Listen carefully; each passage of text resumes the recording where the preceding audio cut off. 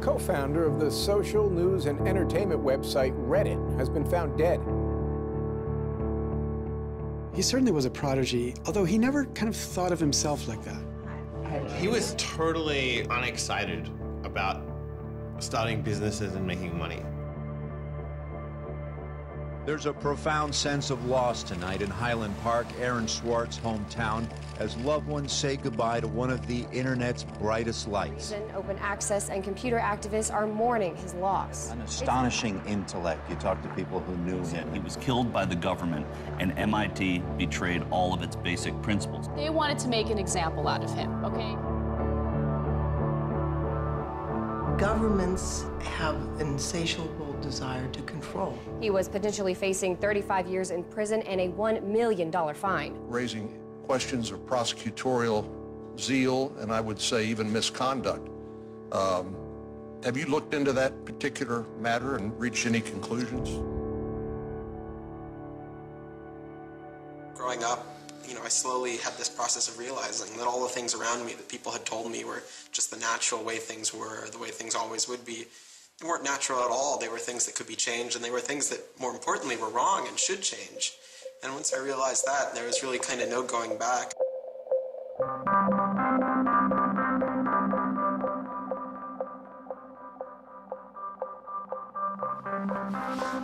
Welcome to Story Reading Time. The name of the book is Paddington at the Fair. Well, he was born in Highland Park and grew up here. Aaron came from a family of 3 brothers, all extraordinarily bright. So we were all, not the best behaved children, and, 3 boys running around all the time, causing trouble. Hey, no. But I've come to the realization Aaron learned how to learn at a very young age. 1, 2, 3, 4, 5, 6, 7, 8, 9, 10. Knock, knock. Who's there? Aaron. Aaron who? Aaron, funny man. He knew what he wanted, and he always wanted to do it. He always accomplished what he wanted. His curiosity was endless. Here's a little picture of what's the planet time. And each planet has a symbol. Mercury symbol, Venus symbol, Earth symbol, Mars symbol, Jupiter symbol. One day he said to Susan, "What's this free family entertainment in downtown Highland Park?" Free family entertainment downtown Highland Park. He was 3 at the time, and she said, "What are you talking about?" And he said, "Look, it says here on the refrigerator, free family entertainment in downtown Highland Park." And so she was floored and astonished that he could read. It's called My Family Seder. The Seder night is different from all other nights. I remember once we were at the University of Chicago Library. I pulled a book off the shelf that was from like 1900 and showed him and said, this is really just an extraordinary place. We all were curious children, but Aaron really liked learning and really liked teaching. And so they were going to learn the ABCs backwards. Z, Y, X, W, V, U, T. I remember he came home from his first algebra class, and he was like, "Noah, let me teach you algebra." And I'm like, "What is algebra?" And he was always like that. Now you press the click button. There, now it's got that. Now it's in pink. When he was about 2 or 3 years old, and Bob introduced him to computers, and he just took off like crazy on them. Go fast step 102 ABC. We all had computers, but Aaron really took to them, really took to the internet. Working at the computer? Mommy, why is nothing working? He started programming from a really young age. I remember the first program that I wrote with him was in BASIC, and it was a Star Wars trivia game. He sat down with me in the basement where the computer was for hours programming this game. The problem that I kept having with him is there was nothing that I wanted done. And to him, there was always something to do, always something that programming could solve. The way Aaron always saw it is that programming is magic, right? You can accomplish these things that normal humans can't. Aaron made an ATM using like a Macintosh and like a cardboard box. One year for Halloween, I didn't know what I wanted to be, and he thought it'd be really, really cool if I dressed up like his new favorite computer, which at the time was the original iMac. I mean, he hated dressing up for Halloween, but he loved convincing other people to dress up as things that he wanted to see.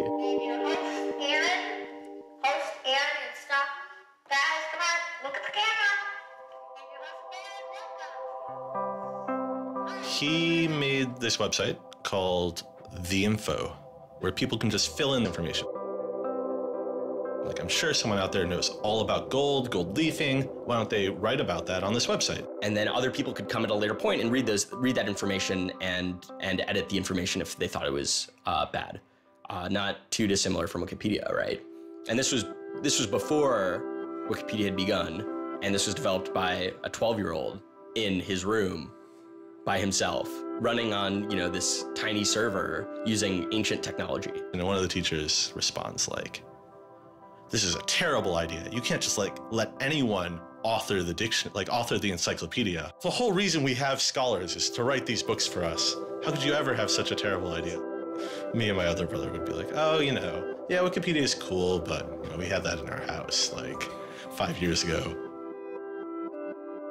Aaron's website, theinfo.org, wins a school competition hosted by the Cambridge-based web design firm Ars Digita.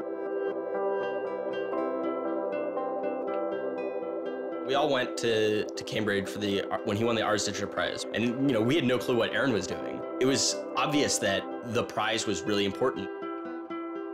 Aaron soon became involved with online programming communities, then in the process of shaping a new tool for the web.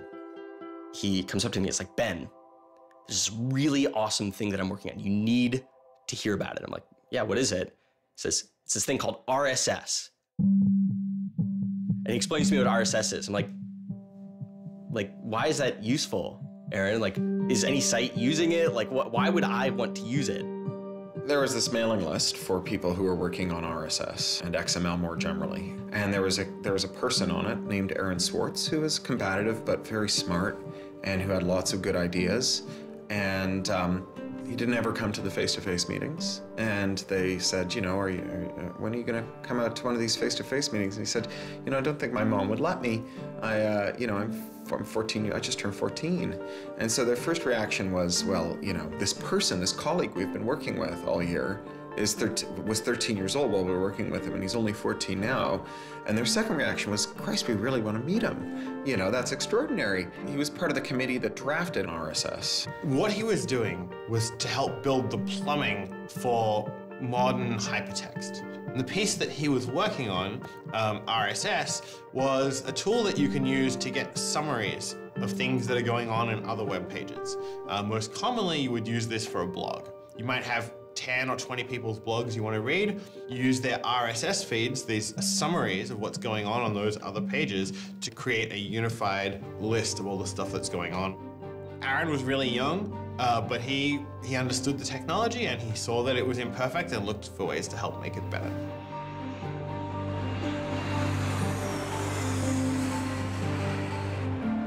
So his mom started bundling him on planes in Chicago. We'd pick him up in San Francisco.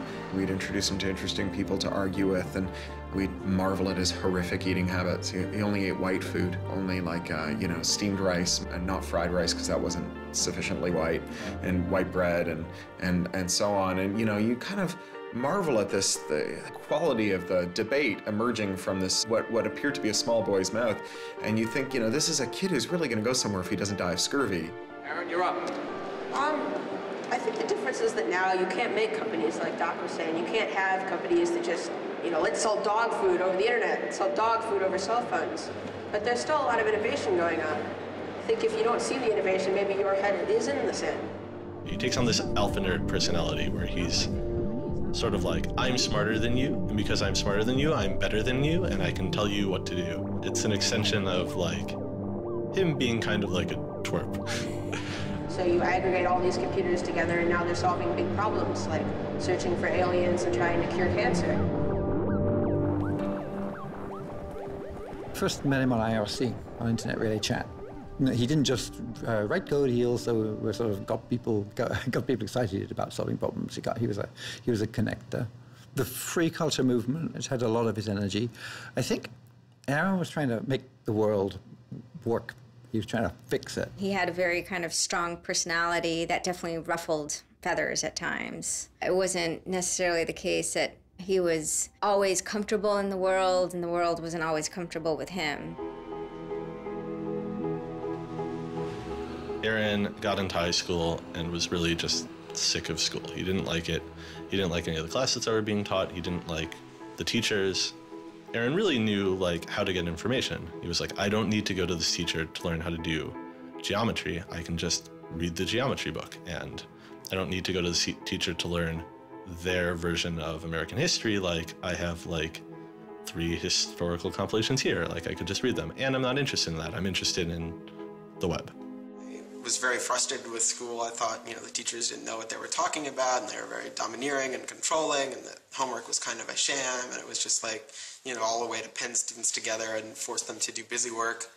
And, I started reading books about, the history of education and how this educational system was developed and, alternatives to it in ways that people could actually learn things as opposed to just regurgitating facts their teachers told them. And that kind of led me down this path of questioning things. Once I questioned the school I was in, I questioned the society that built the school, I questioned the businesses that the schools were training people for, and I questioned the government that, set up this whole structure. One of the things he was most passionate about was copyright, especially in those early days. Copyright has always been something of a burden on the publishing industry and on readers, but it wasn't an excessive burden. It was a reasonable institution to have in place to make sure that people got paid. What Aaron's generation experienced was the collision between this antique copyright system and this amazing new thing we were trying to build, the internet and the web. These things collided, and what we got was chaos. He then met Harvard law professor Lawrence Lessig, who was then challenging copyright law in the Supreme Court. A young Aaron Swartz flew to Washington to listen to the Supreme Court hearings. I am Aaron Swartz, and I'm here to listen to see the Eldred argument. Why did you fly out here from Chicago and come all this way to see the Eldred argument? That's a more difficult question. See the Eldred. Because I don't know. It's very exciting to see the Supreme Court, especially such a prestigious case as this one.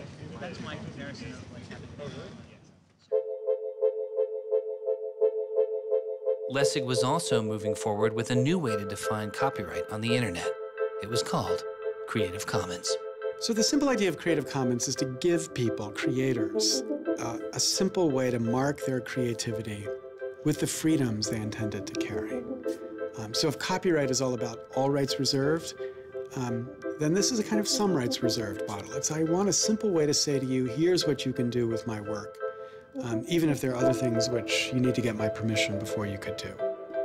And Aaron's role was the computer part. How do you architect the licenses so they would be simple and understandable and expressed in a way that machines could process it? And people are like, why do you have this, 15-year-old kid writing the specifications for the Creative Commons? Don't you think that's a huge mistake? And Larry's like, the biggest mistake we would have is not listening to this kid. He's not even tall enough to get over the podium, and it wasn't these movable podiums, so it was this embarrassing thing where once he put his screen up, nobody could see his face. When you come to our website here, and you go to Choose License, it gives you this list of options, it explains what it means, and you fill out 3 simple questions. Do you want to require attribution? Do you want to allow commercial uses of your work? Do you want to allow modifications of your work? I was floored, just completely flabbergasted that these adults regarded him as an adult. And Aaron stood up there in front of a whole audience full of people and just started talking about the platform that he'd created for Creative Commons.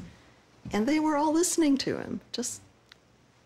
I was sitting at the back thinking, he's just a kid. Why are they listening to him? But they did. Well, I don't think I comprehended it fully. Though critics have said it does little to ensure artists get paid for their work, the success of Creative Commons has been enormous. Currently on the website Flickr alone, over 200 million people use some form of Creative Commons license. He contributed through his technical abilities, and yet it was not simply a technical matter to him. Aaron often wrote candidly in his personal blog. I think deeply about things, and I want others to do likewise. I work for ideas and learn from people. I don't like excluding people. I'm a perfectionist, but I won't let that get in the way of publication. Except for education and entertainment, I'm not going to waste my time on things that won't have an impact. I try to be friends with everyone, but I hate it when you don't take me seriously. I don't hold grudges. It's not productive, but I learn from my experience. I want to make the world a better place.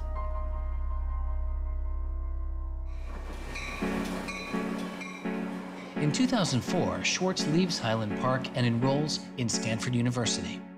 He had had ulcerative colitis, which was very troubling, and we were concerned about him taking his medication. He got hospitalized, and he would take this cocktail of pills every day. And one of those pills was a steroid, which stunted his growth and made him feel different from many of the other students. Aaron, I think, shows up at Stanford ready to do scholarship and finds himself in effectively a babysitting program for overachieving high schoolers who, in 4 years, are meant to become, you know, captains of industry and one percenters. And like, I think it just made him bananas. In 2005, after only 1 year of college, Swartz was offered a spot at a new startup incubation firm called Y Combinator, led by Paul Graham. And he's like, hey, I have this idea for a website. And Paul Graham likes him enough and says, yeah, sure. So Aaron drops out of school, moves to this apartment. So this used to be Aaron's apartment when he moved here. I have vague memories of my father telling me how difficult it was to get a lease because Aaron had no credit and he dropped out of college. Aaron lived in what's now the living room, and some of the posters are left over from when Aaron lived here. And then the library. There are more books, but a lot of them are Aaron's. Aaron's Y Combinator site was called Infogami, a tool to build websites. But Infogami struggles to find users, and Swartz eventually merges his company with another Y Combinator project in need of help. It was a project headed by Steve Huffman and Alexis Ohanian, called Reddit. There we were, starting from almost nothing. No users, no money, no code, and growing day by day into a hugely popular website. And it showed no signs of letting up. First we had 1,000 users, then 10,000, then 20,000, and on and on. It was just incredible. Reddit becomes huge, and it's a real sort of geeky corner of the internet. There's a lot of humor, there's a lot of art, and there's just people who flock to the site and make that site the main site they go to every morning to get their news. Reddit kind of just borders on chaos at some level. So on the one hand, it's a place where people discuss news of the day, technology, politics, and issues. And yet there is a lot of kind of not safe for work material, offensive material. There's some subreddits where trolls find a welcome home.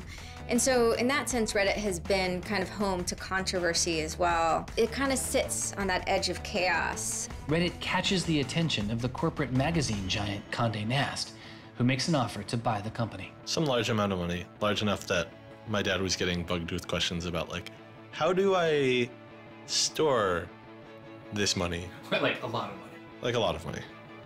Like, probably more than $1 million, but I don't actually know. And he is how old at the time? 19, 20. So it was in this apartment. They like sat around on what predated these couches, hacking on Reddit. And when they sold Reddit, they threw a giant party and then all flew out to California the next day and left the keys with me. It was funny, you know, he just sold a startup, so we all kind of presumed he was the richest person around, but he said, oh no, I'll take this tiny little shoebox-sized room. That's all I need. Like, it was barely larger than a closet. The idea of him spending his money on fancy objects just seems so implausible. He explains it's like I like living in apartments, so I'm not going to spend a lot of money on a new place to live. I'm not going to buy a mansion. And I like wearing jeans and a t-shirt, so I'm not going to spend any more money on clothes. So like, it's, you know, really no big deal. What is a big deal to Swartz is how traffic flows on the internet and what commands our attention. In the old system of broadcasting, you were fundamentally limited by the amount of space in the airwaves. You know, you could only send out 10 channels over the airwaves of television, right? Or even with cable, you had 500 channels. On the internet, everybody can have a channel. Everyone can get a blog or a MySpace page. Everyone has a way of expressing themselves. And so what you see now is not a question of who gets access to the airwaves. It's a question of who gets control over the ways you find people. You know, you start seeing power centralizing in sites like Google, these sort of gatekeepers that tell you where on the internet you want to go, the people who provide you your sources of news and information. So it's not, you know, only certain people have a license to speak. Now everyone has a license to speak. It's a question of who gets heard. After he started working in San Francisco at Condé Nast, he comes into the office and they want to give him a computer with all this crap installed on it and say that he can't install any new things on his computer, which to a developer is outrageous, right? From the first day, he was complaining about all this stuff. Gray walls, gray desks, gray noise. The first day I showed up here, I simply couldn't take it. By lunchtime, I had literally locked myself in a bathroom stall and started crying. I can't imagine staying sane with someone buzzing in my ear all day, let alone getting any actual work done. Nobody else seems to get work done here either. Everybody's always coming into our room to hang out and chat or invite us to play the new video game system that Wired is testing. He really had different aspirations that were politically oriented. And Silicon Valley just doesn't really quite have that culture that orients technical activity for the purposes of political goals. Aaron hated working for a corporation. They all hate working for Condé Nast, but Aaron is like the only one who's not going to take it. And Aaron basically gets himself fired by not showing up to work ever. It was said to be a messy breakup. Both Alexis Ohanian and Steve Huffman declined to be interviewed for this film. He rejected the business world.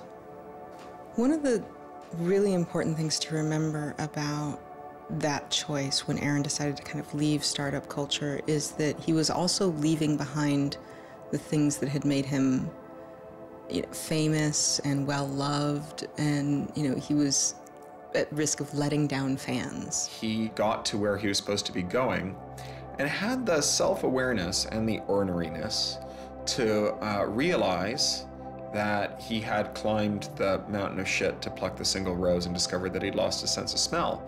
And rather than sit there and insist that it wasn't as bad as it seemed, and he did get the rose in any event, he climbed back down again, which is pretty cool. The way Aaron always saw it is that programming is magic, right? You can accomplish these things that normal humans can't by being able to program. So if you had magical powers, would you use them for good or to make you mountains of cash? Swartz was inspired by one of the visionaries he had met as a child, the man who had invented the World Wide Web, Tim Berners-Lee. In the 1990s, Berners-Lee was arguably sitting on one of the most lucrative inventions of the 20th century. But instead of profiting from the invention of the World Wide Web, he gave it away for free. It is the only reason the World Wide Web exists today.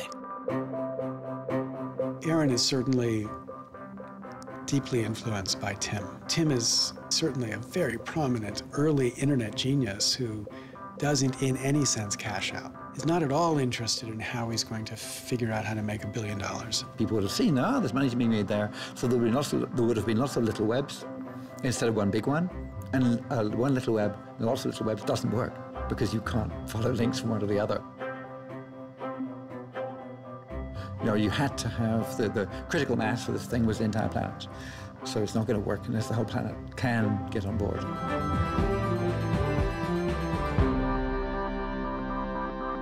I mean, I feel very strongly that it's not enough to just live in the world as it is, to just kind of take what you're given and, follow the things that adults told you to do and that, your parents told you to do and that society tells you to do.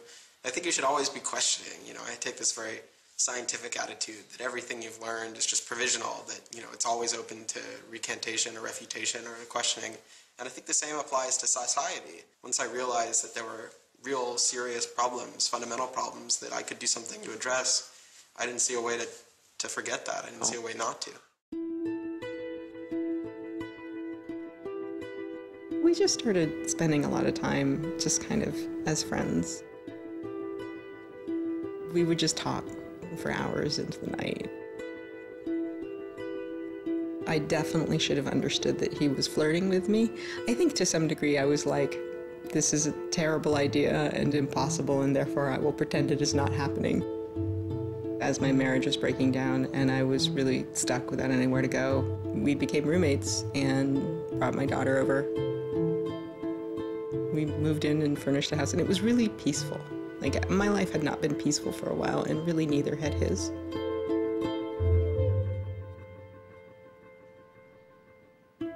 We were extremely close from the beginning of our romantic relationship. We were in constant contact. But we're both really difficult people to deal with. In a very Ally McBeal discussion, he confessed he had a theme song, and I made him play it for me. It was Extraordinary Machine by Fiona Apple. I think it was just that sense of kind of being a little bit embattled that the song has. And it also had like this hopefulness to it. By foot it's a slow climb, but I'm good at being uncomfortable, so I can't stop changing all the time. Because in many ways, Aaron was tremendously optimistic about life.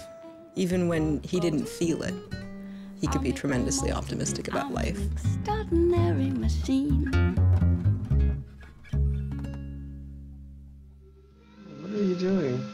Flickr has video now.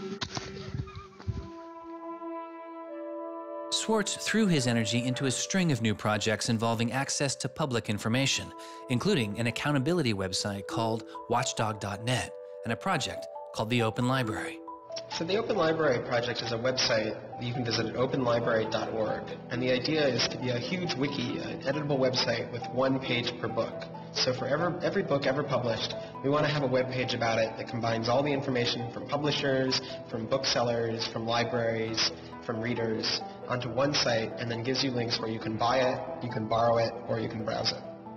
I love libraries. You know, I'm the kind of person who goes to a new city and immediately seeks out the library. So that's the dream of Open Library, is building this website where both you can leap from book to book, from person to author, from subject to idea, go through this vast tree of knowledge that's been embedded and lost in big physical libraries that's hard to find, that's not very well accessible online, is really important because books are a cultural legacy. You know, books are the place people go to write things down, and to have all that swallowed up by one corporation is kind of scary. How can you bring public access to the public domain? It may sound obvious that you'd have public access to the public domain, but in fact, it's not true. So the public domain should be free to all, but it's often locked up. There's often, guard cages. It's like having a national park, but with a moat around it and gun turrets pointed out in case somebody might want to actually come and enjoy the public domain. One of the things Aaron was particularly interested in was bringing public access to the public domain. This is one of the things that got him into so much trouble. I had been trying to get access to federal court records in the United States. What I discovered was a puzzling system called PACER, which stands for Public Access to Court Electronic Records. I started Googling, and that's when I ran across Carl Malamud. Access to legal materials in the United States is a $10 billion per year business. PACER is just this incredible abomination of government service. It's 10 cents a page. It's this most brain-dead code you've ever seen. You can't search it. You can't bookmark anything. You got to have a credit card. And these are public records. It's U.S. district courts are very important. It's where a lot of our seminal litigation starts, you know, civil rights cases, patent cases, all sorts of stuff. And journalists and students and citizens and lawyers all need access to PACER, and it fights them every step of the way. People without means can't see the law as readily as people that have that gold American Express card. It's a poll tax on access to justice. You know, the law is the operating system of our democracy, and you have to pay to see it. You know, that's not much of a democracy. They make about $120 million a year on the PACER system, and it doesn't cost anything near that, according to their own records. In fact, it's illegal. The E-Government Act of 2002 states that the courts may charge only to the extent necessary in order to reimburse the costs of running PACER.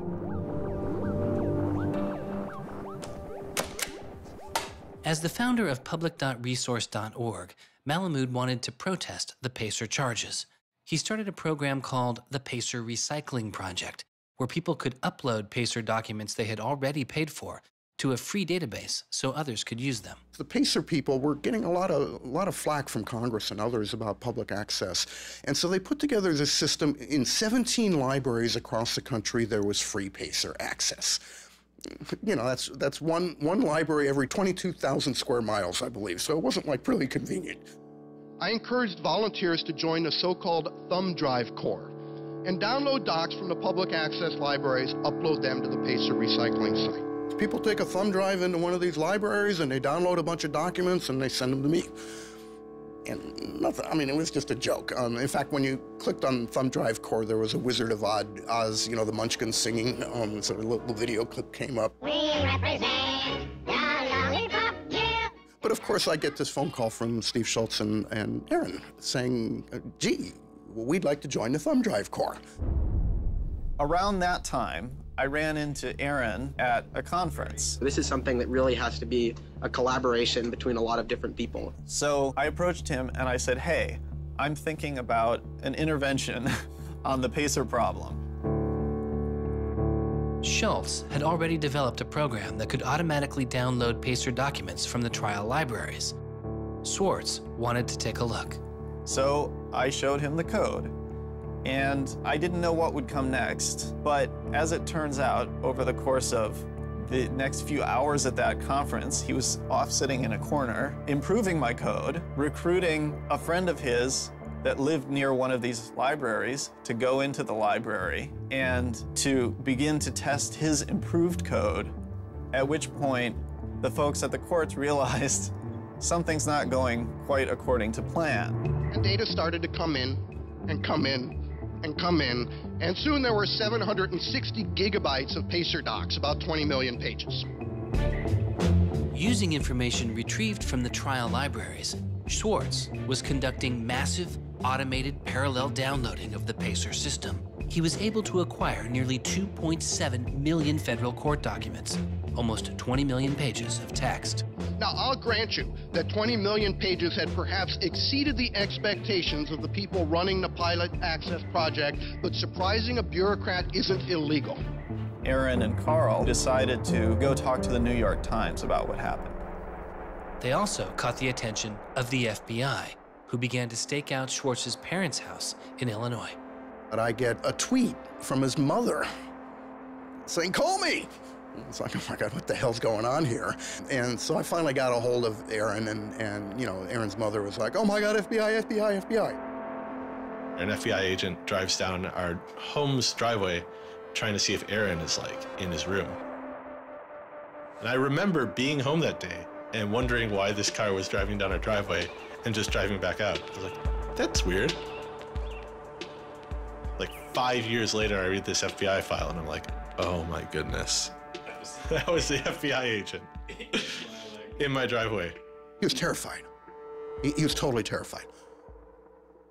He was way more terrified after the FBI actually called him up on the phone and tried to sucker him into coming down to a coffee shop without a lawyer. He said he went home and laid down on the bed and you know, was shaking. The downloading also uncovered massive privacy violations in the court documents. Ultimately, the courts were forced to change their policies as a result. And the FBI closed their investigation without bringing charges. To this day, I find it remarkable that anybody, even at the most remote podunk field office of the FBI, thought that a fitting use for taxpayer dollars was investigating people for criminal theft on the grounds that they had made the law public. How can you call yourself a lawman and think that there can possibly be anything wrong in this whole world with making the law public? Aaron was willing to put himself at risk for the causes that he believed in. Bothered by wealth disparity, Swartz moves beyond technology and into a broader range of political causes. I went into Congress and I invited him to come and hang out and intern for us for a while so that he could learn, the political process. He was sort of learning about a new community, a new set of skills, and kind of learning to hack politics. It seems ridiculous that miners should have to hammer away until their whole bodies are dripping with sweat, faced with the knowledge that if they dare to stop, they won't be able to put food on the table that night, while I get to make larger and larger amounts of money each day just by sitting and watching TV. But apparently the world is ridiculous. So I co-founded a group called the Progressive Change Campaign Committee, and what we try and do is we try and organize people over the internet who care about progressive politics and moving the country in a more progressive direction to kind of come together, join our email list, join our campaigns, and help get progressive candidates elected all across the country. The group is responsible for igniting the grassroots effort behind the campaign to elect Elizabeth Warren to the Senate. He might have thought it was a dumb system, but he came in and he said, I need to learn this system because it can be manipulated like any social system. But his passion for knowledge in libraries didn't take a back seat. Aaron began to take a closer look at institutions that publish academic journal articles. By virtue of being students at a major U.S. university, I assume that you have access to a wide variety of scholarly journals. Pretty much every major university in the United States pays these sort of licensing fees to organizations like JSTOR and Thomson and ISI to get access to scholarly journals that the rest of the world can't read. These scholarly journals and articles are essentially the entire wealth of human knowledge online, and many have been paid for with taxpayer money or with government grants. But to read them, you often have to pay again, handing over steep fees to publishers like Reed Elsevier. These licensing fees are so substantial that people who are studying in India instead of studying in the United States don't have this kind of access. They're locked out from all of these journals. They're locked out from our entire scientific legacy. I mean, a lot of these journal articles, they go back to the Enlightenment.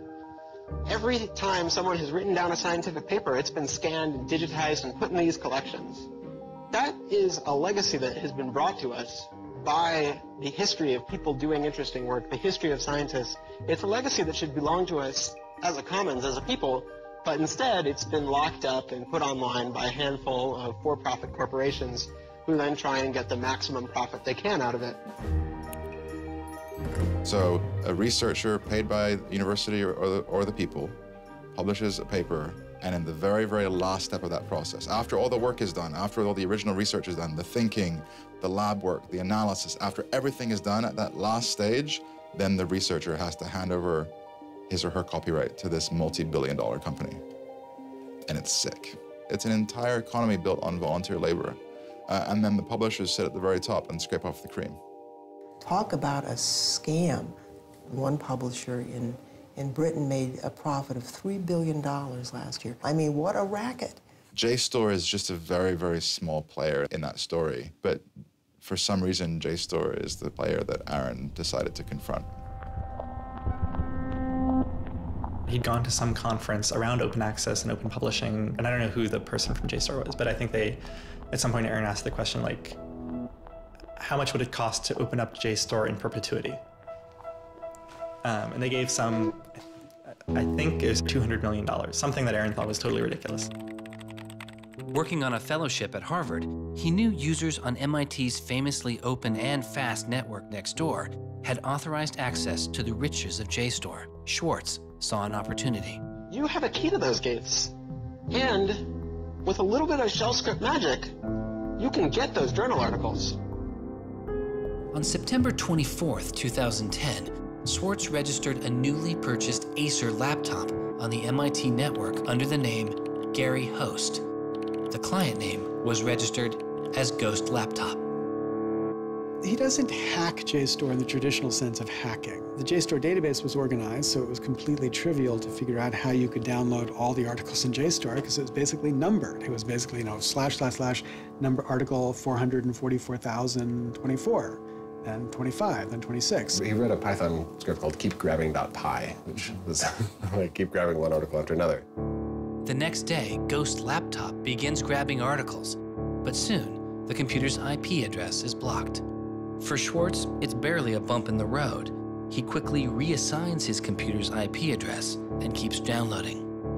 Well, JSTOR and MIT take a number of steps to try to interfere with this when they notice that this is happening. And when the more modest steps don't work, then at a certain stage, JSTOR just cuts off MIT from having access to the JSTOR database. So there's this kind of cat and mouse game around getting access to the JSTOR database. Aaron ultimately, obviously, is the cat because he has more technical capability than the JSTOR database people do in defending them. And eventually, there was an unlocked supply closet in the basement of one of the buildings. And he went, instead of going through Wi-Fi, he went down there and he just plugged his computer directly into the network and just left it there with an external hard drive downloading these articles to the computer. Unknown to Swartz, his laptop and hard drive had been found by authorities. They didn't stop the downloads. Instead, they installed a surveillance camera. They found the computer in this room in the basement of an MIT building. They could have unplugged it. They could have waited for the guy to come back and said, dude, what are you doing? You know, cut it out. Who are you? And they could have done all that kind of stuff, but they didn't. What they wanted to do was film it to gather evidence to make a case. That's the only reason you film something like that.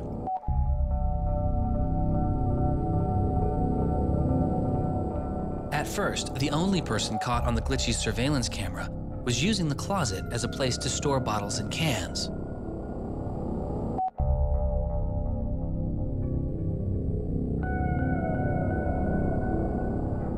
But days later, it caught Swartz.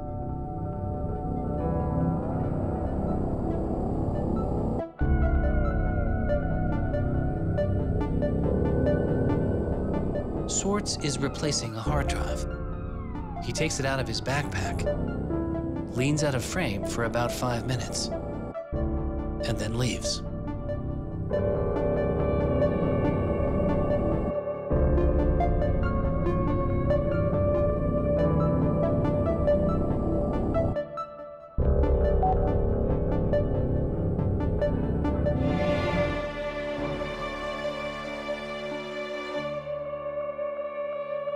And then they organized a stakeout where as he was biking home from MIT, these cops came out from either side of the road or something like that and started going after him. He describes that he was pressed down and assaulted by the police. He tells me that it's unclear that they were police that were after him. He thought that someone was trying to attack him. He does tell me they beat him up. I was just devastated. The notion of any kind of criminal prosecution of anyone in our family or anything was so foreign and incomprehensible, I didn't know what to do. Well, they execute search warrants at Aaron's house, his apartment in Cambridge, and his office at Harvard. 2 days before the arrest, the investigation had gone beyond JSTOR and the local Cambridge police. It had been taken over by the United States Secret Service.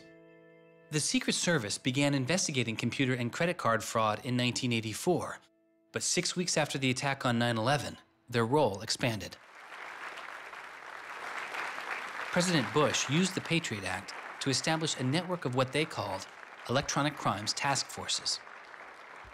The bill before me takes account of the new realities and dangers posed by modern terrorists. According to the Secret Service, they are primarily engaged in activity with economic impact, organized criminal groups, or use of schemes involving new technology. The Secret Service turned Swartz's case over to the Boston U.S. Attorney's Office. There was a guy in the U.S. Attorney's Office who had the title head of the Computer Crimes Division or Task Force. I don't know what else he had going, but you're certainly not much of a computer crimes prosecutor without a computer crime to prosecute. So he jumped on it, kept it for himself, didn't assign it to someone else within the office or the unit, and that's Steve Hyman. Prosecutor Stephen Hyman has been largely out of public view since the arrest of Aaron Swartz, but he can be seen here in an episode of the television show American Greed, filmed around the time of Aaron's arrest. He is describing his previous case against the notorious hacker Alberto Gonzalez, a case that garnered Hyman enormous press attention and accolades. Gonzalez masterminded the theft of over 100 million credit card and ATM numbers, the largest such fraud in history.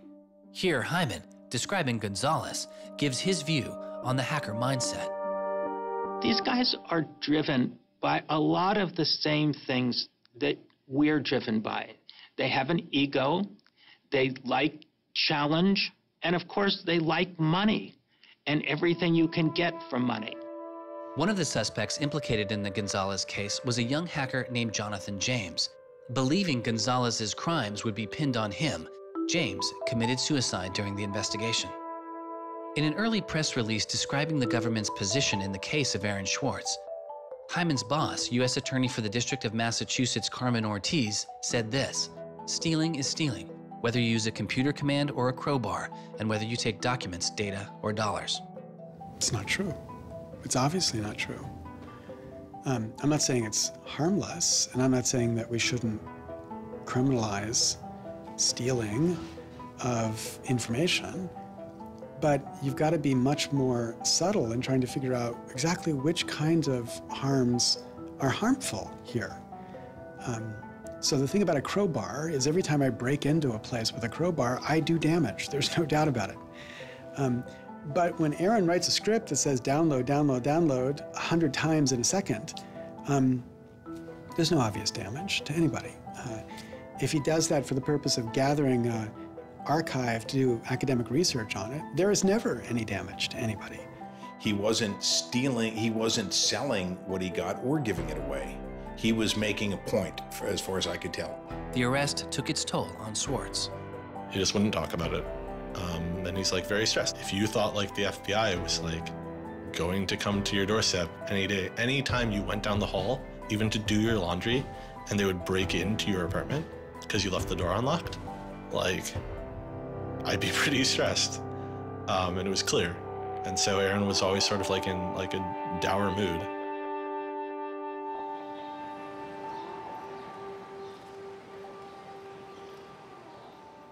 He wouldn't give off any sensitive information about his whereabouts during this time because he was so afraid that the FBI would be waiting for him. It was a time of unprecedented social and political activism.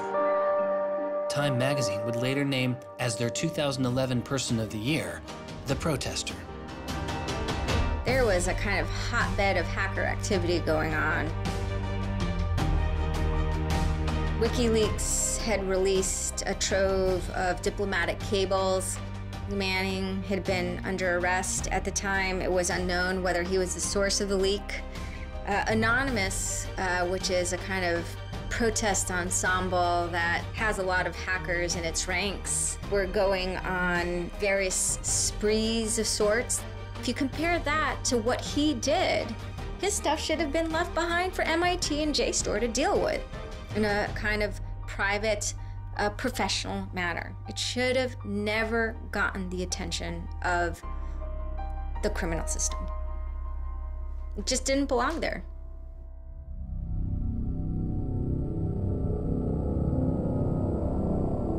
Before he was indicted, Swartz was offered a plea deal that involved 3 months in prison, time in a halfway house, and a year of home detention, all without the use of a computer. It was on the condition that Swartz plead guilty to a felony. Here we are. We have no discovery, no evidence whatsoever about what the government's case is, and we have to make this immense decision where the lawyer is pushing you to do this, the government is giving you a non-negotiable demand, and you're told that your likelihood of prevailing is small, so whether you're guilty or not, you're better off taking the deal. Boston has its own computer crimes division, with lots of lawyers, probably more lawyers than they need. So, you know, you can imagine all sorts of cases where it would be really hard to prosecute because you've got some criminals in Russia or you've got some people inside of a corporation are going to have $500 lawyers or $700 an hour lawyers sitting down against you. And then you've got this case with this kid, which is pretty easy to prove that he did something, and he's already marked himself as a troublemaker with the FBI, so why not go as tough as you can in here against that guy? It's good for you, the prosecutor, it's good for the Republic, because you're fighting all those terrorist types. I was so scared. I was so scared of having my computer seized. I was so scared of going to jail because of my computer being seized. I had confidential material from sources from my previous work on my laptop. And that is above all my priority, is to keep my sources safe. I was so scared of what was going to happen to Ada. Aaron told me that they'd offered him a deal, and he finally just said that he would take it if I told him to. And I came real close to saying take it. He had developed like serious political aspirations in the intervening time between when, that moment when he ended that entrepreneurial startup life and begun this new life that had come to this political activism. And he just didn't believe that he could continue in his life with a felony. He said to me one day, we were walking by the White House, and he said to me, they don't let felons work there.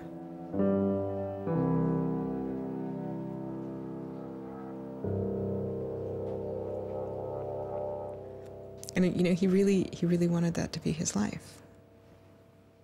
He hadn't killed anybody. He hadn't hurt anybody. He hadn't stolen money. He hadn't done anything that seemed felony worthy, right? And there is this idea that there's no reason that he should be labeled a felon and taken away his right to vote in many states for doing what he did. That's just outrageous. It makes sense for him to be, maybe fined a bunch of money or, asked not to come back to MIT again. But to be a felon, to face jail time. Swartz turned down the plea deal. Hyman redoubled his efforts. Hyman continued to press us at all levels. Even with the physical evidence seized from Aaron's Acer computer, hard drive, and USB drive, the prosecutors needed evidence of his motives. Why was Aaron Swartz downloading articles from JSTOR, and just what did he plan to do with them? The government claims that he was planning to publish these. We don't really know whether that was his real intention, because Aaron also had a history of doing projects where he'd analyze giant data sets of articles in order to learn interesting things about them. The best evidence for that was that when he was at Stanford, he also downloaded the whole Westlaw legal database. In a project with Stanford law students, Swartz had downloaded the Westlaw legal database. He uncovered troubling connections between funders of legal research and favorable results. He did this amazing analysis of for-profit companies giving money to law professors who wrote law review articles which were then beneficial to Exxon during an oil spill, right? So it was a very corrupt system of funding, vanity research. Swartz had never released the Westlaw documents. In theory, he could have been doing the same thing about the JSTOR database. That would have been completely okay. If he were, on the other hand, intending to create a competitive service to JSTOR, we're going to set up our own, access to the Harvard Law Review and charge, money for it, then, okay, now it seems like criminal violation because you're commercially trying to exploit this material, but it's kind of crazy to imagine that's what he was doing. So, but then there's the middle case. Well, what if he was just trying to liberate it for all of the developing world? But depending on what he was doing, it creates a very different character to how the law should be thinking about it. The government was prosecuting him as if this was like a commercial criminal violation, like stealing a whole bunch of credit card records. It was that kind of crime. I don't know what he was going to do with that database, but I heard from a friend of his that Aaron had told him he was going to analyze the data for evidence of corporate funding of climate change research that led to biased results. And I totally believe that. I was just told that Steve wanted to talk to me. And I thought, maybe this is a way I could get out of this. Just just exit the situation. And I didn't want to live in fear of having my computer seized. I didn't want to live in fear of having to go to jail on a contempt of court charge if they tried to compel me to decrypt my computer. When they came to me and said, you know, Steve wants to talk to you, that seemed reasonable. They offered Norton what is known as a queen for a day letter, or a proffer. It allowed prosecutors to ask questions about Aaron's case. Norton would be given immunity from prosecution herself for any information she revealed during the meeting. I didn't like it. I told my lawyers repeatedly that this seemed fishy. I didn't like this. I didn't want immunity. I didn't need immunity. I hadn't done anything. But they were really, really stringent that they did not want me meeting the prosecutor without immunity. But just to be clear, this is a queen for a day deal, a proffer. Right, a proffer letter. In which you basically handed information over to them in exchange for protection from prosecution. So it wasn't handing information over. It was, at least that's not how I saw it. It was just having a discussion, having an interview with them. Well, they're asking you questions. They're asking me questions. And they can ask about whatever they want. Right. And whatever they learn, I really, right, and I repeatedly tried to go in naked. I repeatedly tried to turn down the proffer letter. I was ill. I was being pressured by my lawyers. I was confused. I was not doing well by this point. I was depressed and I was scared and I didn't understand the situation I was in. I had no idea why I was in this situation. I hadn't done anything interesting, much less wrong. We went out of our minds. Aaron was clearly very distraught about it. We were very distraught about it. Aaron's attorneys were very distraught about it. We tried to get Quinn to change attorneys. I was very unused to being in a room with large men, well-armed, that are continually telling me I'm lying and that I must have done something. I told them that this thing that they were prosecuting wasn't a crime. I told them that they were on the wrong side of history. I used that phrase. I said, you're on the wrong side of history. And they looked bored. They didn't even look angry. They just looked bored. And it began to occur to me that we weren't having the same conversation. I mean, I told them plenty of things about, you know, why people would download journal articles, and eventually, I don't remember what was around it. I mentioned that he'd done this blog post, the Guerrilla Open Access Manifesto. This is the Guerrilla Open Access Manifesto, supposedly written in July 2008 in Italy. Information is power. But like all power, there are those who want to keep it for themselves. The world's entire scientific and cultural heritage, published over centuries in books and journals, is increasingly being digitized and locked up by a handful of private corporations. Meanwhile, those who have been locked out are not standing idly by. You've been sneaking through holes and climbing over fences, liberating the information locked up by the publishers and sharing them with your friends. But all this action goes on in the dark, hidden underground. It's called stealing or piracy, as if sharing a wealth of knowledge were the moral equivalent of plundering a ship and murdering its crew. But sharing isn't immoral, it's a moral imperative. Only those blinded by greed would refuse to let a friend make a copy. There's no justice in following unjust laws. It's time to come into the light and, in the grand tradition of civil disobedience, declare our opposition to this private theft of public culture. The manifesto itself was allegedly written by 4 different people and also edited by Norton. But it was Swartz who had signed his name to it. When it's over, I go immediately to Aaron and tell him everything I can remember about it. And he gets very angry. The things that I'd done shouldn't have added up that way. I hadn't done anything wrong, and everything had gone wrong. But I was never...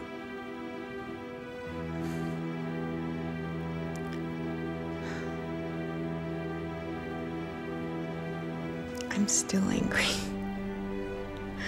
I'm still angry that you can try your best with these people to do the right thing, and they will turn everything against you, and they will hurt you with anything they can.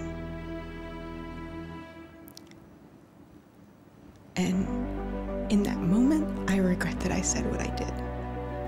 But my much larger regret is that we have settled for this, that we are okay with this. That we are okay with a justice system that tries to game people into little traps so they can ruin their lives. So yeah, I wish I hadn't said that, but I am much, much angrier that this is where I am. That this is what we as a people think is okay. They used every method that I think they could think of to get her to provide information which would be unhelpful to Aaron and helpful to the prosecution of Aaron. Right. But you know, I don't think she had information that was helpful to the government. Months go by as Swartz's friends and family await a looming indictment. In the meantime, Swartz was becoming a go-to expert on a series of internet issues. To you then, do you think that the internet is something that should be considered a human right and something that the government cannot take away from you? Yes, definitely. I mean, this notion that national security is an excuse to shut down the internet, that's exactly what we heard in Egypt and Syria and all these other countries. And so, yeah, it's true. Sites like WikiLeaks are going to be putting up some embarrassing material about what the U.S. government does, and people are going to be organizing to protest about it and try and change their government. You know, and that's a good thing. That's what all these First Amendment rights of free expression, of freedom of association are all about. And so the notion that we should try and shut those down, I think, just goes against very basic American principles. The principle, I think, is one that our founding fathers would have understood. If the internet had been around back then, instead of putting post offices in the Constitution, they would have put ISPs. Well, it's definitely interesting to see how... Schwartz meets activist Taryn Steinbrickner Kaufman, and the two begin to date. We need a massive global public outcry. If there's no massive global public outcry, it won't create any change. You know, 4 people in this city should cause a massive global public outcry. You know, we need a petition signer. Without telling her specifics, he warned her he was involved in something he called simply the bad thing. And I had sort of crazy theories, like that he was having an affair with Elizabeth Warren or something. I speculated both Hillary Clinton and Elizabeth Warren, actually, but so sometime in probably late July, Aaron called me, and I happened to pick up, and he said, you know, the bad thing might be in the news tomorrow. Do you want me to tell you, or do you want to read about it in the news? And I said, well, I want you to tell me. And he said, well, I've been arrested for downloading too many academic journal articles, and they want to make an example out of me. And I was like, that's it? That's the big fuss? Really? Like, it just doesn't sound like a very big deal. On July 14th, 2011, federal prosecutors indict Swartz on 4 felony counts. He gets indicted on the same day that like 2 people in England who are part of LulzSec get arrested, and like a few other real hackers. And Aaron is just like someone who kind of looks like a hacker, enough that they can like, you know, put his head on a stake and like put it on the gates. Aaron went to surrender, and they arrested him. They then strip searched him, took away his shoelaces, took away his belt, and left him in solitary confinement.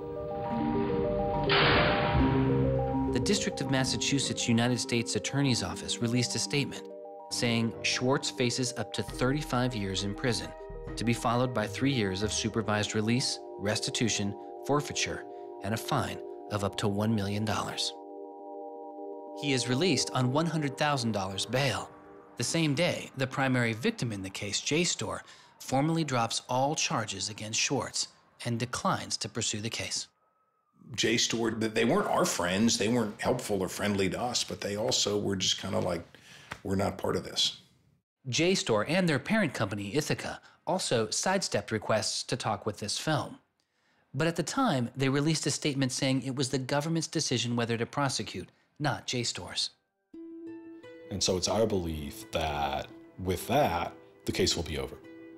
That we should be able to get Steve Hyman to drop the case or settle it in some rational way. And the government refused. Why?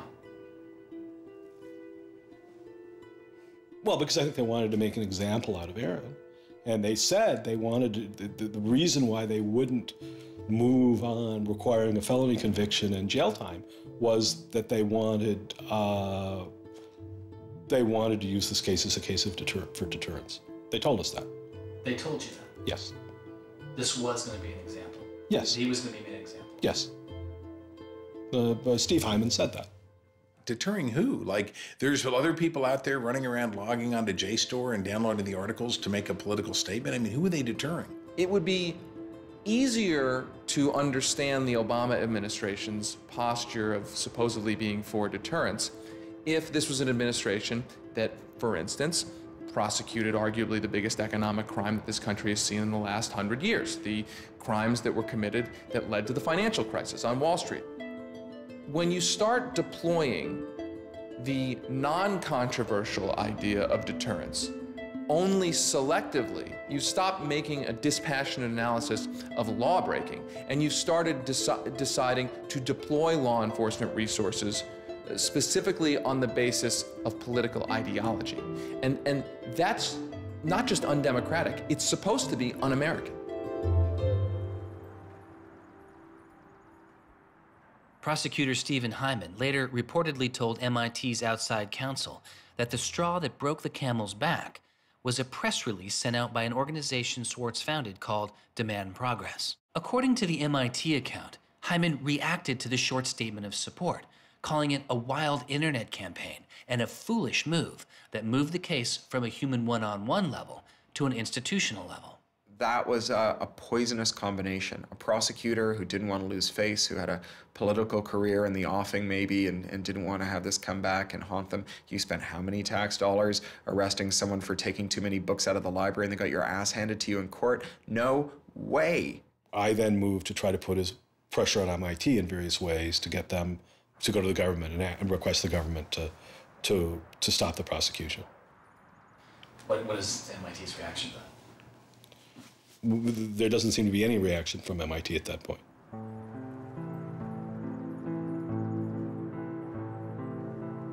MIT doesn't defend Aaron, which to people inside of the MIT community seems outrageous because MIT is a place that encourages hacking in the biggest sense of the word. At MIT, the idea of going and running around on roofs and tunnels that you weren't allowed to be in was not only a rite of passage, it was part of the MIT tour.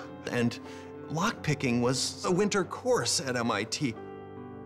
They had the moral authority to stop it in its tracks. MIT never stood up and took a position of saying to the feds, don't do this. We don't want you to do this. You're overreacting. This is too strong, that I'm aware of.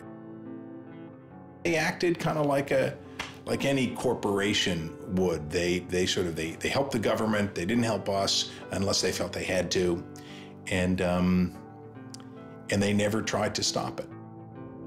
MIT declined repeated requests to comment, but they later released a report saying they attempted to maintain a position of neutrality and believed Hyman and the U.S. Attorney's Office did not care what MIT thought or said about the case. MIT's behavior seemed really at odds with the MIT ethos, right? You could argue that MIT turned a blind eye and that was okay for them to do. But taking that stance, taking that neutral stance in and of itself was taking a pro-prosecutor stance. If you look at Steve Jobs and Steve Wozniak, they started by selling a blue box, which was a thing designed to defraud the phone company. If you look at Bill Gates and Paul Allen, they initially started their business by using computer time at Harvard, which was pretty clearly against the rules. The difference between Aaron and the people I just mentioned is that Aaron wanted to make the world a better place. He didn't just want to make money. Swartz continues to be outspoken on a variety of internet issues.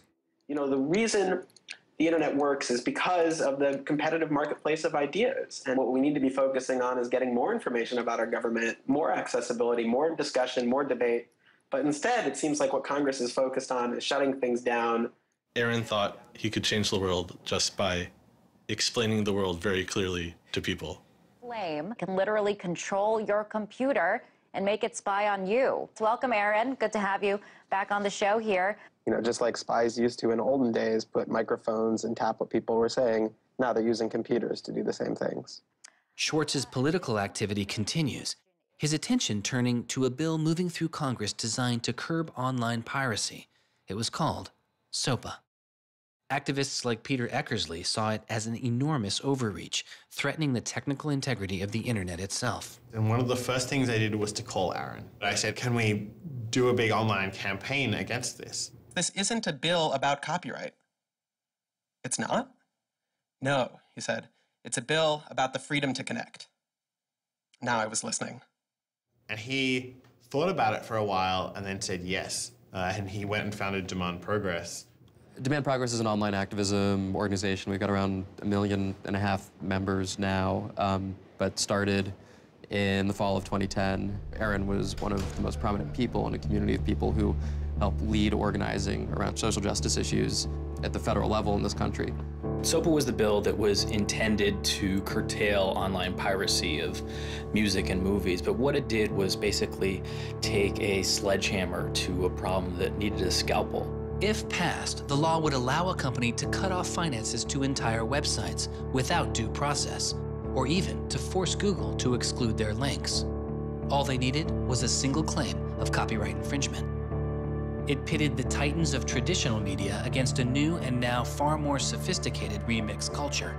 It makes everyone who runs a website into a policeman. And if they don't do their job of making sure nobody on their site uses it for anything that's even potentially illegal, the entire site can get shut down without even so much as a trial. This was over the top. I mean, this was a catastrophe. This bill poses a serious threat to speech and civil liberties for all who use the internet. There were only a handful of us who said, look, we're not for piracy either, but it makes no sense to destroy the architecture of the internet, the domain name system, and so much that makes it free and open in the name of fighting piracy. And Aaron got that right away. The freedoms guaranteed in our Constitution, the freedoms our country had been built on, would be suddenly deleted. New technology, instead of bringing us greater freedom, would have snuffed out fundamental rights we'd always taken for granted. And I realized that day, talking to Peter, that I couldn't let that happen. When SOPA was introduced in October 2011, it was considered inevitable. Our strategy when it first came out was to hopefully slow the bill down, maybe weaken it a little bit, but even we didn't think that we would be able to stop this bill. Having worked in Washington, what you learn is that typically in Washington, the legislative fights are fights between different sets of corporate moneyed interests. They're all duking it out to pass legislation. And the fights that are the closest are when you have one set of corporate interests against another set of corporate interests, and they're financially equally matched in terms of campaign contributions and lobbying. Those are the closest ones. The ones that aren't even fights typically are ones where all the money is on one side, all the corporations are on one side, and it's just millions of people on the other side. Haven't seen anything like PIPA and SOPA in all my time in public service. There were more than 40 United States senators on that bill as co-sponsors. So there were already a long, long way to getting the 60 votes to have it clear all the procedural hoops. Even I began to doubt myself. It was a rough period. Swartz and Demand Progress were able to marshal enormous support, using traditional outreach combined with commonly used voice over IP to make it very easy for people to call Congress. I've never met anybody else who was able to operate at his level, both on the technological side and on the campaign strategy side. Millions of people contacted Congress and signed anti-SOPA petitions. Congress was caught off guard. There was just something about watching those clueless members of Congress debate the bill, watching them insist they could regulate the internet and a bunch of nerds couldn't possibly stop them. I am not a nerd. I'm just not enough of a nerd. Maybe we ought to ask some nerds what this thing really does. Let's have a hearing, bring in the nerds. Really? Nerds? You know, I think actually the word you're looking for is experts. To enlighten you so your laws don't backfire, break the internet. We use the term geek, but we're allowed to use that because we are geeks. The fact that it got as far as it did without them talking to any technical experts reflects the fact that there is a problem in this town. I'm looking for somebody to come before this body and testify in a hearing and say, this is why they're wrong. There used to be an office that provided science and technology advice, and members could go to them and say, help me understand XYZ. And Gingrich killed it. He said it was a waste of money. Ever since then, Congress has plunged into the dark ages. I don't think anybody really thought that SOPA could be beaten, including Aaron. think it was worth trying, but it didn't seem winnable. And I remember maybe a few months later, I remember him just turning to me and being like, I think we might win this. And I was like, that would be amazing. Calls to Congress continue. When the domain hosting site GoDaddy becomes a supporter of the bill, tens of thousands of users transferred their domain names in protest. Within a week, a humbled GoDaddy reverses their position on SOPA. When the Congress people that supported the record and movie industries realized that there was this backlash, they kind of scaled the bill back a little bit. You could see the curve happening. You could see that that our arguments were starting to resonate. It was like Aaron had been like striking a match and it was being blown out. Striking another one was being blown out. And finally he'd like managed to catch enough kindling that the flame actually caught, and then it turned into this roaring blaze. On January 16th, 2012, the White House issued a statement saying they didn't support the bill. And then this happened. I'm a big believer that we should be dealing with issues of piracy and we should deal with them in a serious way, but this bill is not the right bill. When Jimmy Wales put his support towards blacking out Wikipedia, the #5 most popular website in the world. This is a website that's on several % of all of the clicks on anywhere on the internet. Wikipedia went black, Reddit went black, Craigslist went black, phone lines on Capitol Hill flat out melted. Members of Congress started rushing to issue statements retracting their support for the bill that they were promoting just a couple days ago. Within 24 hours, the number of opponents of SOPA in Congress went from this to this. To see congressmen and senators slowly flip sides throughout the day of the blackout was pretty unbelievable. There was like a 100 representative swing. And that was when, as hard as it was for me to believe, after all this, we had won. The thing that everyone said was impossible, that some of the biggest companies in the world had written off as kind of a pipe dream, had happened. We did it. We won. This is a historic week in internet politics, maybe American politics. The thing that we heard from people in Washington, D.C., from staffers on Capitol Hill was they received more emails and more phone calls on SOPA blackout day than they'd ever received about anything. I think that was an extremely exciting moment. This was the moment when the internet had grown up politically. It was exhilarating because it's hard to believe it actually happened. It's hard to believe a bill with so much financial power behind it didn't simply sail through the Congress. And not only did it not sail through, it didn't pass at all. It's easy sometimes to feel like you're powerless, like when you come out in the streets and you march and you yell and nobody hears you. But I'm here to tell you today, you are powerful. So yeah, maybe sometimes you feel like you're not being listened to, but I'm here to tell you that you are. You are being listened to. You are making a difference. You can stop this bill if you don't stop fighting. Stop PIPA. Stop SOPA. Some of the biggest internet companies, to put it frankly, would benefit from a world in which their little competitors could get censored. We can't let that happen. For him, it was more important to be sure that you made a small change than to play a small part in a big change. But SOPA was like playing a major part in a major change. And so for him, it was kind of this proof of concept, like, okay, what I want to do with my life is change the world. I think about it in this really scientific way of like, I'm measuring my impact. And this shows that it's possible, right? That the thing that I want to do with my life is possible.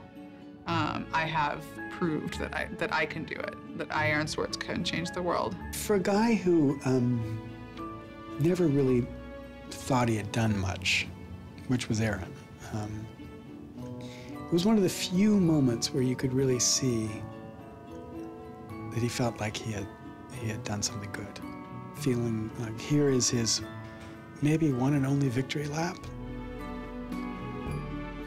Everyone said there was no way we could stop SOPA. We stopped it. This is 3 outrageously good victories, and the year isn't even over yet. I mean, if there's a time to be positive, it's now. You know, he wins at SOPA a year after he's arrested it's not unambiguously happy moments. There's a lot going on. He's so attuned towards participating in the political process, you can't stop him. The list of organizations Swartz founded or co-founded is enormous. And years before Edward Snowden would expose widespread internet surveillance, Swartz was already concerned. It is shocking to think that the accountability is so lax that they don't even have sort of basic statistics about how big the spying program is. And if the answer is, oh, we're spying on so many people we can't possibly even count them, then that's an awful lot of people, right? It would be one thing if they said, look, you know, we know the number of telephones we're spying on, we don't know exactly how many real people that corresponds to, but they just came back and said, we can't give you a number at all. That's pretty, I mean, it's scary is what it is. Well, that's scary. You know, they put incredible pressure on him, took away his, you know, all of the money he had made. They, you know, threatened to take away his physical freedom. Why'd they do it, you know? I mean, well, why are they going after whistleblowers, you know? Why are they going after people who tell the, you know, who tell the truth about all sorts of things? I mean, from the banks to the, you know, to war, to just sort of government transparency. So secrecy serves those who are already in power. And we are living in an era of secrecy that coincides with an era where the government is doing also a lot of things that are probably illegal and unconstitutional.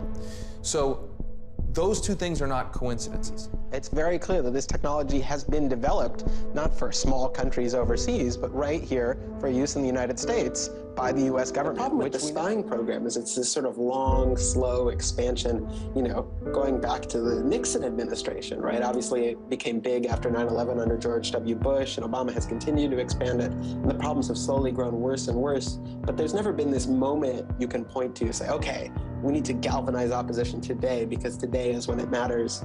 Instead, it's mattered for. The prosecution, in my estimation, of Aaron Swartz was about sending a particular laser-like message to a group of people that the Obama administration sees as politically threatening. And that is essentially the hacker, the information, and the democracy activist community. And the message that the Obama administration wanted to send to that particular community was, in my estimation, we know you have the ability to make trouble for the establishment. And so we are going to try to make an example out of Aaron Swartz to scare as many of you as possible into not making that trouble.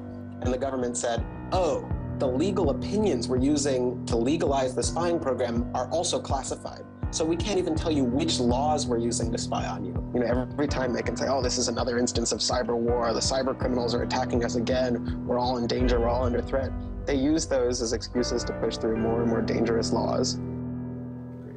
And so just to follow that up, like personally, how do you feel the fight is going, I guess? It's up to you. I know, but we gotta like, you know. You know, there's sort of these two polarizing perspectives, right? Everything is great. The internet has created all this freedom and liberty and everything's going to be fantastic. Or everything is terrible. The internet has created all these tools for cracking down and spying and, you know, controlling what we say. And the thing is, both are true, right? The internet has done both. And both are kind of amazing and astonishing. And which one will win out in the long run is up to us. It doesn't make sense to say, oh, one is doing better than the other. You know, they're both true. And it's up to us which ones we emphasize and which ones we take advantage of, because they're both there and they're both always going to be there.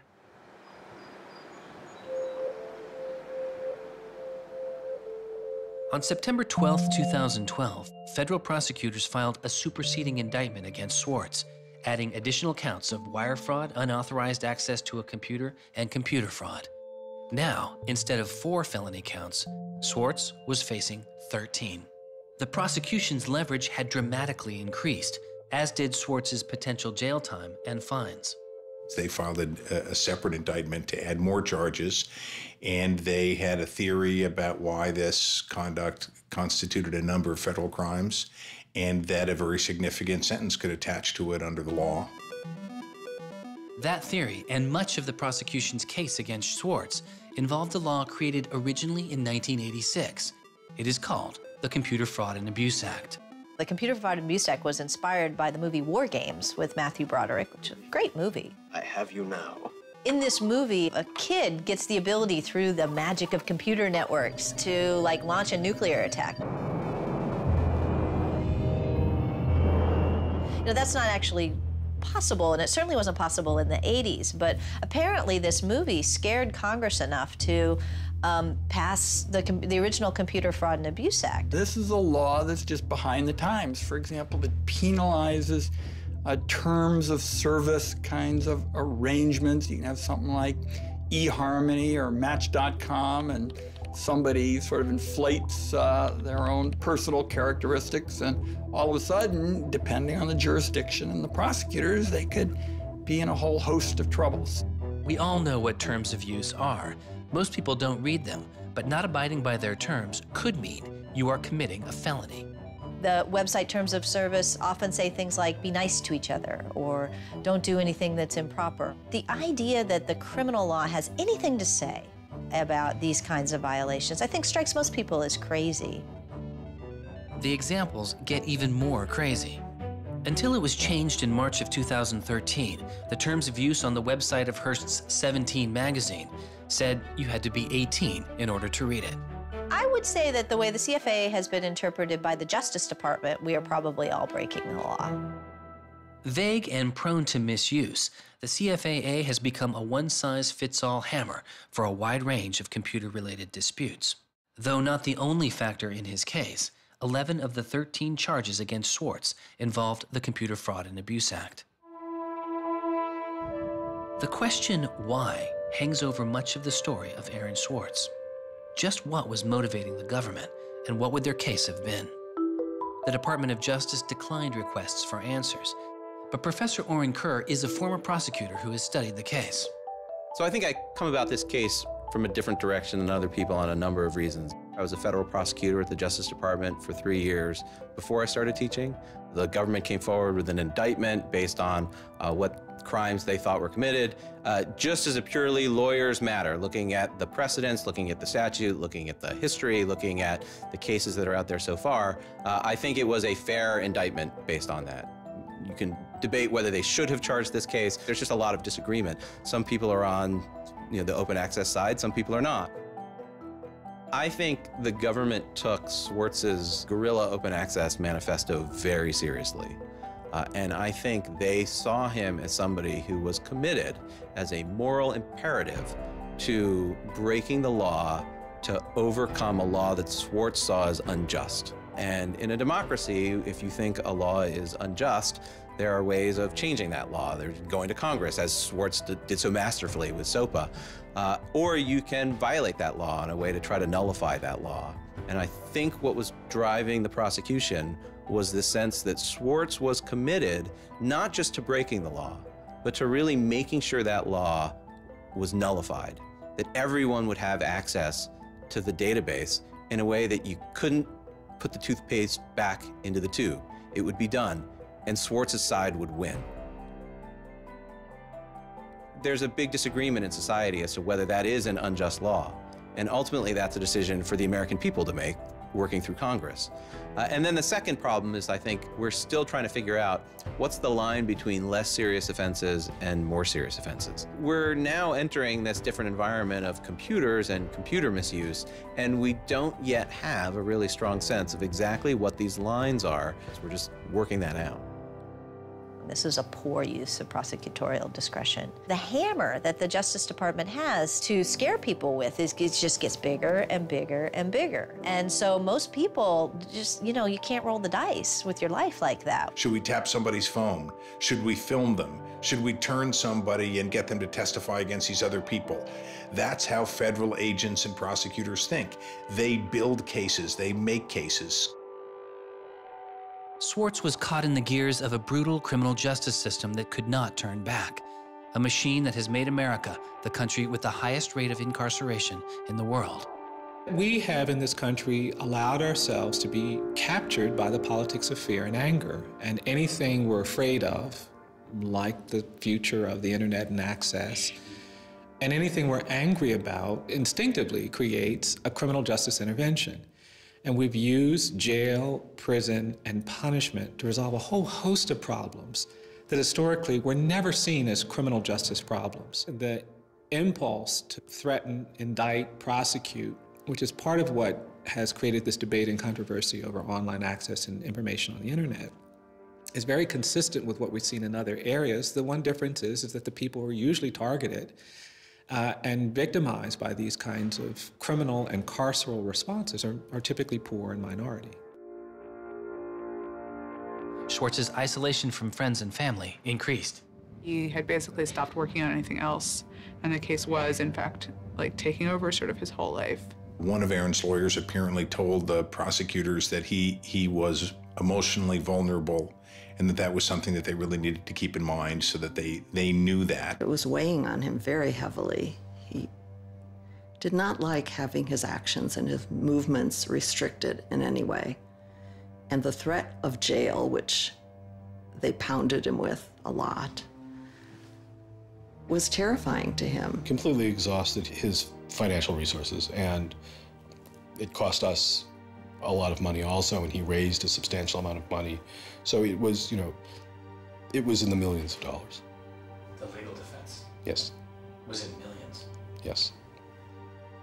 Yeah, I think he didn't want to be a burden to people. I think that was a factor. Like, I have my normal life, and then I have this shitty thing I have to deal with. And I try to, like, keep the two of them as separate as possible.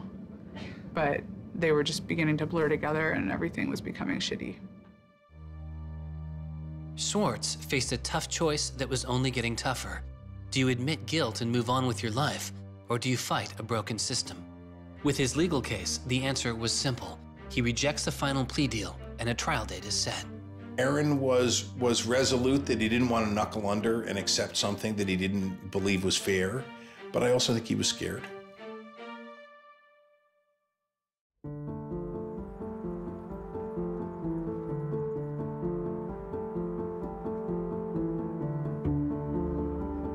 I don't think they would have convicted Aaron. I think we would have walked him out of that courthouse, and I would have given him a big hug, and we would have walked across that little river in Boston and gone and had a couple of beers.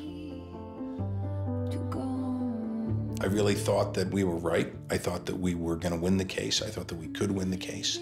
He didn't talk about it very much, but you could see the enormous pain that he was going through.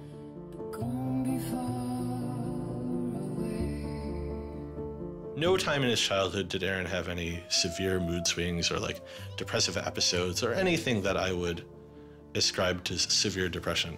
And it's possible, he was depressed. People get depressed.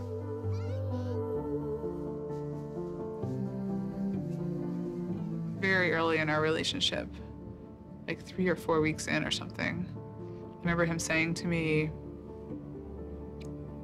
that I was a lot stronger than he was. He was brittle in a lot of ways. Things were a lot harder for him than for a lot of people. It was part of his brilliance, too. I think he probably had something like clinical depression in his early 20s. I don't think he did when I was with him. He wasn't a joyful person, but that's different from being depressed. He was just under such enormous pressure for 2 years straight. He just didn't want to do it anymore. He was just like, I just think it was too much.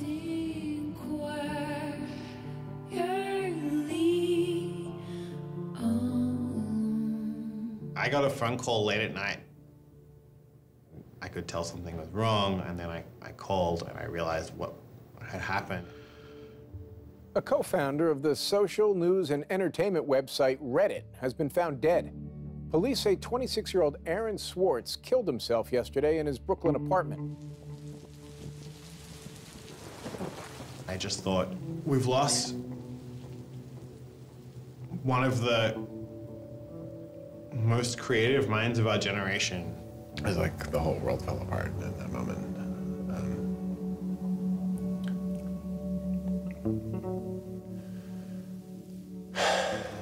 It was one of the hardest nights of my life. As I kept screaming, I can't hear you. What did you say? I can't hear you. I can't. That's it.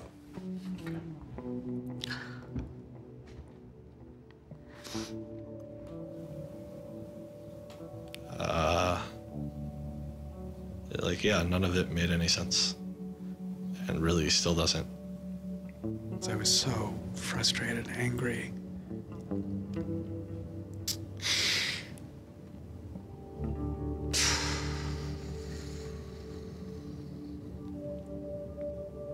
You know, I tried to explain it to my kids.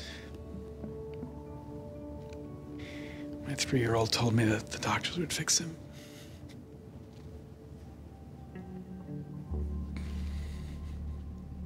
I've known lots of people who've died, but I've never lost anybody like this. Because everybody feels, and I do too, there's so much we could have more to do. Like, I just didn't know he was there. I didn't know this was what he was suffering, and he was part of me. And I just wanted it to not be real. And then I just looked at his Wikipedia page and I saw the end date.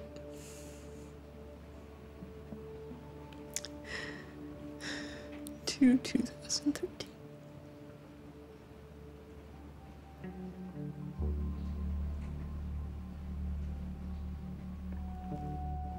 Aaron is dead. Wanderers in this crazy world, we have lost a mentor, a wise elder. Hackers for right, we're one down. We've lost one of our own. Nurturers, carers, listeners, feeders, parents, all, we have lost a child. Let us all weep.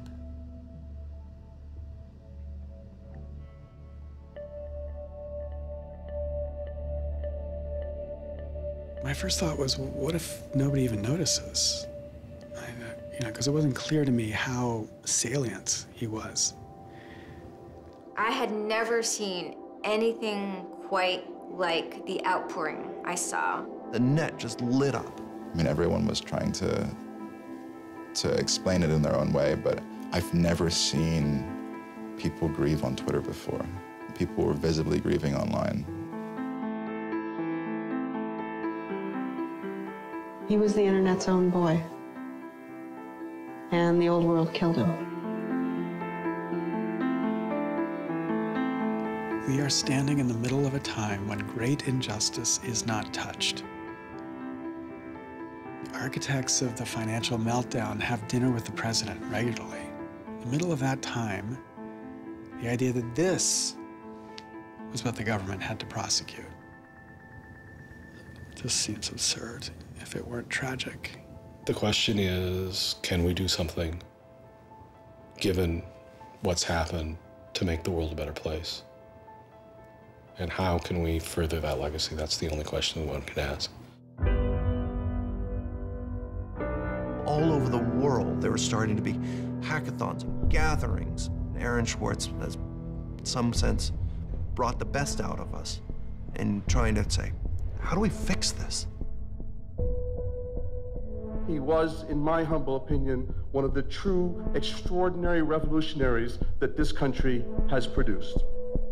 I don't know whether Aaron was defeated or victorious, but we are certainly shaped by the hand of the things that he wrestled with. When we turn armed agents of the law on citizens trying to increase access to knowledge, we've broken the rule of law, we've desecrated the temple of justice. Aaron Swartz was not a criminal. Change does not roll in on the wheels of inevitability, it comes through continuous struggle. Aaron really could do magic. And I'm dedicated to making sure that his magic doesn't end with his death. He believed that he could change the world, and he was right. Out of the last week and out of today, phoenixes are already rising. Since Schwartz's death, Representative Zoe Lofgren and Senator Ron Wyden have introduced legislation that would reform the Computer Fraud and Abuse Act, the outdated law that formed the majority of the charges against Swartz. It's called Aaron's Law. Aaron believed that, you literally ought to be asking yourself all of the time, what is the most important thing I could be working on in the world right now? And if you're not working on that, why aren't you? We are people too. A little freedom,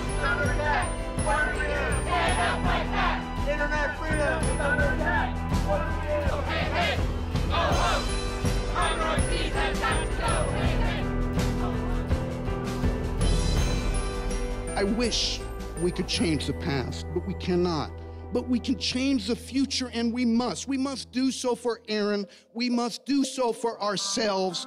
We must do so to make our world a better place, a more humane place, a place where justice works and access to knowledge becomes a human right.